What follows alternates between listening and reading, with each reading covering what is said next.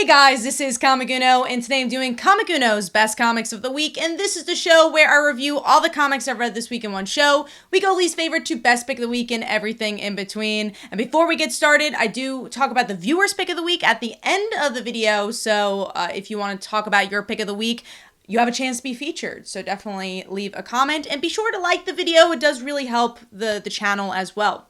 Now, diving into this week's books, a pretty average size haul with 11 books, and number 11 for me was Titans Beast World Tour Metropolis. So this is the first tie-in, I guess. I think there was an Amanda Waller tie-in. I'm not sure if that came out this week or last week, but this is the first of the city tie-ins, which I was looking forward to. Superman, I've been reading the flagship title, so I wanted to see what was up with that. I was interested to see Dreamer show up in the comic, but honestly, it really disappointed me. I didn't know it was going to be an anthology, so you have 3 different stories. You have the Dreamer story, which I couldn't get into as much as I wanted to. I thought the artwork was pretty weak for that one, and also some of the dialogue work I thought was weak. And then you have I always forget his name, Biblo, the character who's like Superman's biggest fan. We get a story from him. And then the one I like the most, but I don't think really makes you have to buy this book, is Lois showing up, and it's more connected to stuff that's going to happen in Action Comics and Superman. So if you're a hardcore Superman fan, I guess there's some stuff here. Brainiac shows up in the end of that story, so you're like, okay, I guess you get that, but honestly, not enough for the Beast World tie-in. And as someone who's just reading the flagship, I didn't get enough from this story. So overall, giving that 2 stars, and that's number 11. Moving on to number 10, which is Time Traveler Tales, issue 1, a book I was looking forward to for the sake of comics. This is Karl Jacobs, who's from the Mr. Beast channel, that is pretty big on Twitch, and I think this is such a great idea to try to get different readers to comics. But something I definitely noticed with this one was it was more aimed for kids. It wasn't really all ages. It felt more for much younger kids, the way it was written, and it's very serialized, where you just get to kind of, I don't want to say villain of the week, but the time travel of the week, and Karl's character, I think his name is like Charlie or something, he shows up and he's time traveling, sees these people, and then he kind of goes onto his next adventures. The artwork is very cartoony as well. I think it's for a very specific crowd, but I kind of wish it was like a Tiny Titans situation where it's for everybody. So giving that 2 stars, and that is number 10. Moving on to number 9, a book I've been wanting to love, but it's been a little lower for me, and that's Birds of Prey issue 4, and it's just been hard for me to get into the team. I feel like there's as many character moments as I expected. The coloring is a little off for me with this book, even though I do like the pencils. And then Wonder Woman was an interesting character to have here and fight the team, but there's been so much of Wonder Woman fighting everybody, and it almost feels old at this point, because you have everything that's going on politically within the Wonder Woman series and some of the tie-ins.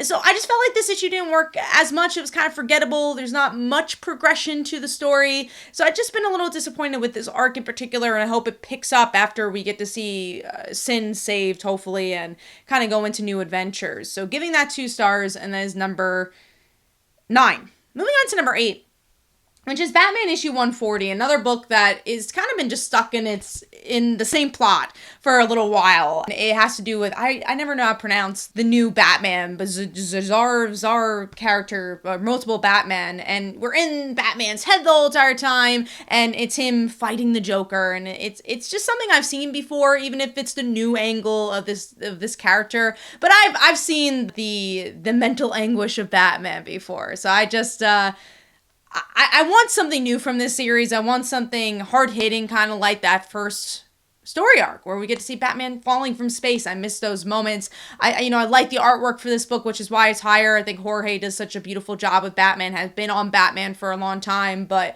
story-wise, this is kind of forgettable. So giving that 2.5 stars, and that is number 8. Moving on to number 7, which is The Sacrificers, issue 5. A book that I really like the premise for, and I like the main character. I like this bird character, but I feel like there's a lot of other stuff going around it that's not as interesting. The princess character who shows up for a lot of this issue, it doesn't interest me as much, and the progression of the plot is really slow because of that. You don't really actually see the main characters very much, and I'm kind of on the fence if I want to continue reading it. We're on issue 5, and I still don't feel like this book has scratched the surface, even though I think it had a really interesting idea and a solid issue 1. So giving that 2.5 stars, and that is number 7. Moving on to number 6, which is X-Men issue 29. This is Dr. Doom. He is, he's a villain in this issue, and we get to see his city, I guess you'll call it, and how he's been ruling that city for such a long time, and the comparison of the kingdom of Krakoa. There's a lot of talking in this issue. There's not, again, a lot of progression in this issue. I feel like this is almost a very filler week for comics in that regard, but I like the ideas that were planted here. Again, I think Dr. Doom's a really interesting character to relate the X-Men stuff that's going on, but there just wasn't enough in this one, or enough meat to really be like, wow, this is a really great issue. So giving that 2.5 stars, and that is number 6. Moving on to number 5, which is Shazam, issue 6. Dan More's artwork continues to be amazing for this book. I like this issue a little bit more than the previous ones. I still think issue 1 was probably the most solid, but I like seeing the family. I enjoyed seeing different powers from them.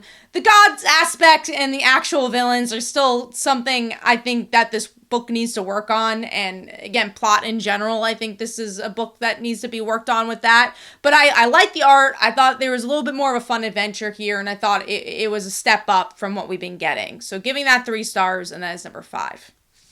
Moving on to a book I wasn't even expecting on getting, and that is BatmanSanta Claus, Silent Night. And the reason I didn't know really this being on my radar was because I thought it was an anthology at first. So I was like, I don't want to read this Santa Claus book that lasts like 10 pages and then we read something else about Christmas. And then I realized it's a mini-series of Batman teaming up with a badass Santa Claus. And I'm like, oh, that's actually a lot of fun. And the artwork is really solid for this book. Look, is the story that heavy? No, it's a badass Santa Claus teaming up with Batman. There's some exposition about how this all works, and that was maybe a little boring, but I like it. I think it's a cool vibe. I'm curious to see where this goes, and I think it's a fun little mini-series that is different enough for Batman, but also familiar enough to, again, just kind of have fun with it. So overall, giving that 3.5 stars, and that is number 4. Moving on to number 3, a book I was looking forward to, and I would say was solid. That is the Sentry issue 1. The reason I was looking forward to it is because I know nothing about Sentry, and this is a new version of the character because we're getting multiple people being Sentry, and you're like, okay, well, these are all new characters. This is a good way to kind of get into the franchise. Something I wasn't expecting, because again, I didn't really look into this book that much, was that this is also Jessica Jones, Luke Cage, Misty Knight series. And I'm like, oh, that's really cool. These characters that we already know and love, which maybe they just deserve an ongoing at this point because we've gotten a lot of Luke Cage as of recently with the miniseries and now Jessica Jones. They're in a bigger place at Marvel with Luke Cage being mayor. Like, maybe there's an ongoing book here. And honestly, the thing I liked was also the thing I disliked about this issue, because you're like, okay, it almost feels like 2 different comics with Jessica showing up and these new sentries that they're trying to introduce. But I liked it. I still liked both parts. I'm just curious to see if they're going to mesh together better as the series goes on. Artwork is pretty solid for it too. I'm curious to see where this one's going to go. I think it has a lot of potential and it feels fresh for a character that maybe not everyone knows. So giving that 3.5 stars, and that is number 3. Moving on to number 2, which is The Amazing Spider-Man issue 39, is in my top 5 again. I enjoyed this issue. I don't think it was as strong as that one shot because the artwork was just so splendid and there's so many shocking moments, but I think this issue did a good job at celebrating those shocking moments, actually touching upon them. We get to see where Tombstone's at, we get to see where Randy's at, we get to see where Beetle's at. The moments where you see the obvious tie-ins where Spider-Man was like, yeah, I gotta go to Hydra. Miles was like, I gotta go here. That was maybe the more lackluster part of the issue, but you get what you're promised. You get the gang war, you get to see the fights, you get to see, what characters are in what sections. It's not much of a Spider-Man issue, so if you're looking for that, I don't know if that really happens here, but that's kind of what I liked about it. I like that we get more of the villains. We're getting to see some of these supporting characters play a bigger part in the book. So, is it a perfect issue? No, I'm still not a huge fan of John Romita Jr.'s art, but I think this was a pretty solid follow-up to a really great issue 1, or I guess prelude issue. So giving that 3.5 stars, and that is number 2. Moving on to number 1, which is my obvious number 1 for this week, and that is Transformers issue 3. So many shocking moments. Speaking of progression, action, character moments, this all happens here, where we get to see Granted, I don't know much about Transformers, so I'm not going to get anyone's names right. But you get to see the girl who lost her dad and her reaction to that. And, you would think the obvious reaction would be like, well, all these robots are bad. And she's like, no, I met some of these people and they're good. The father of the main boy is like, nah, that's not true. They must all be bad. We get some action, which Daniel Warren Johnson does a beautiful job at. And there's just so many wonderful pieces of artwork here. And then we get to see the son get shot, and you're like, whoa, what's gonna happen there? Is he gonna be paralyzed? Is he gonna die? What's gonna happen? I think he's a pretty main character. He's not gonna die, but he could be paralyzed or hurt. And it's Optimus Prime, so yeah, I know him. He tries to help the boy, and it's like, okay, well, is the father going to see him as a good guy, as a bad guy? It's just these really interesting political injections in here that you wouldn't expect in a Transformers book that just plays really well here as you develop every character, you develop the world, all with some really wonderful action. So honestly, it was a really good issue 3, and I think every issue just becomes better and better. So, which doesn't normally happen with the book. Usually you have a really good issue 1, you're like, oh, issue 2 is just okay, because issue 1 sets up everything. It's like, no, every issue just progresses and gets even better, which Daniel Warren Johnson's kind of known for doing. So giving that 4.5 stars, that's my pick of the week. Hopefully you guys enjoyed. This is Comic Uno. Let me know in the comments below what your favorite comic was, and the viewer's pick of last week was X-Men Blue Origins, and here are some comments about that.